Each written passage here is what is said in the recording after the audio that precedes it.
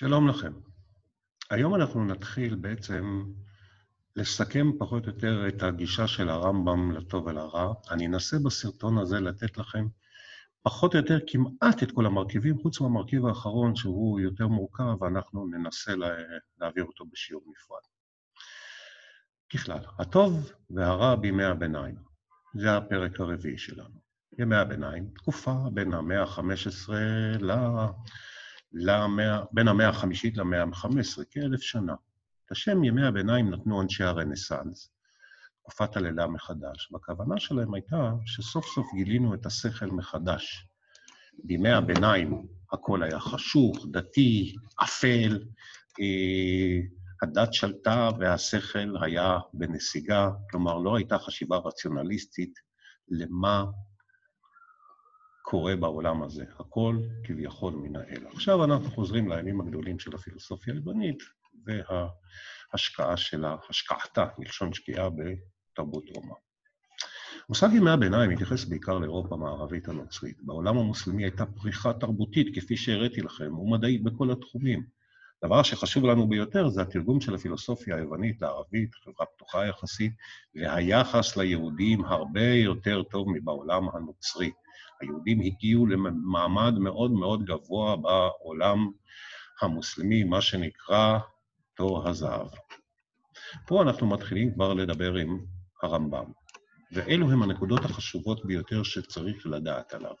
הוא חי במאה ה-12, פילוסוף, איש הלכה וכו', ונחשב לאחת הדמויות המשפיעות ביותר בעולם היהודי, ובכלל אפילו בתרבות הכללית. עד היום. הנקודות החשובות הן, הוא הוגה שמאמין בבחירה חופשית באופן מוחלט, טוטלית. האדם הוא זה שמחליט על התנהלות חייו, הוא בוחר אם יעשה טוב או רע. אין שום כוח חיצוני שמונע או מעודד אותו לכיוון הפעולה, אם לעשות מעשה טוב או רע. 2, הוא רציונלית, הוא מנסה להסביר את הכל בעזרת השכל בצורה הגיונית. כאן יש לו בעיה קלה עם הניסים, כמו שאתם רואים פה במצגת הזו, הוא טוען שהניסים המרכזיים נבראו בזמן הבריאה. כלומר, עד אז האל היה נוכח בעולם שלנו באופן מלא, מאז האל מתנהל באופן טבעי, כמו הטבע.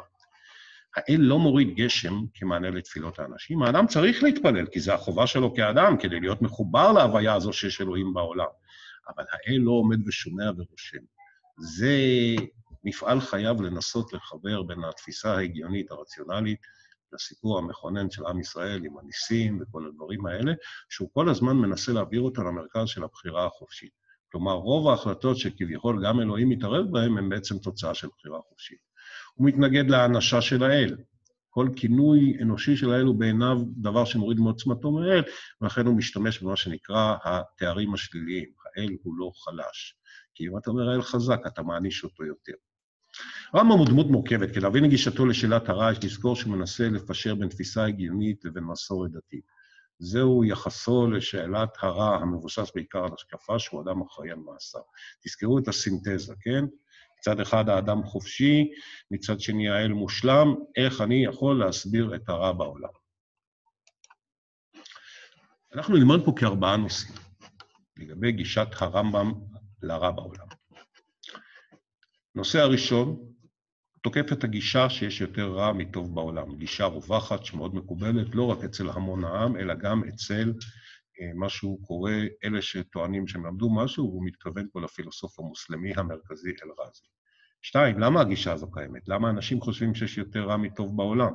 האדם הוא אנתרופוצנטרי, הוא רואה את העולם רק דרך נקודת המבט שלו.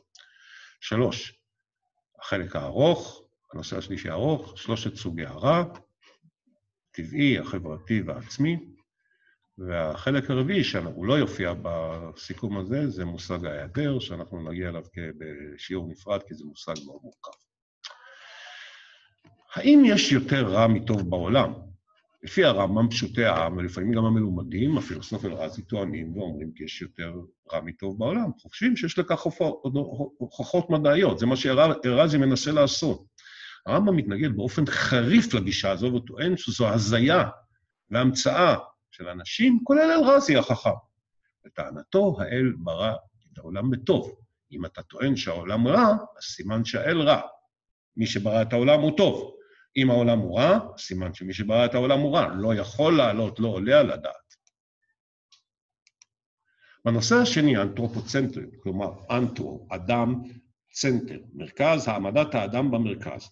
לדעת הרמב"ם, זו תפיסה של פגיעה באל. אם העולם רע, אז גם האל רע. הרמב"ם מתנגד לכך וטוען שהאל טוב ביסודו. אני חוזר על עצמי קצת, אבל זה חשוב.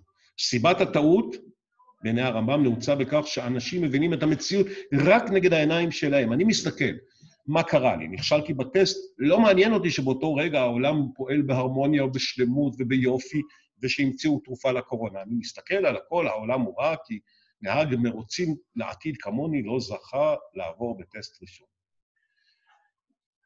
האדם הוא כזה קטן ביחס למקום, והוא לא יכול בכלל להבין את כל הגודל. זה בעצם המציאות האלוהית שלו, היקום הענק והגדול וההרמוני והשלם. אז מה זה הרע בכלל רע? הרמב"ם טוען שהאדם מביא את הרע על עצמו, את הרע בחייו.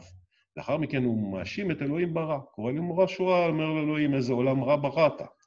ההתבוננות הנכונה על הקיום, האדם חסר החשיבות ביחס לקיום הרוחני, לעולם הרוח, לקוסמוס, ליקום, אפילו שהוא החשוב ביותר מכל היצורים האחרים בעולם השפל, כי רק לו יש שכל ובחירה חופשית.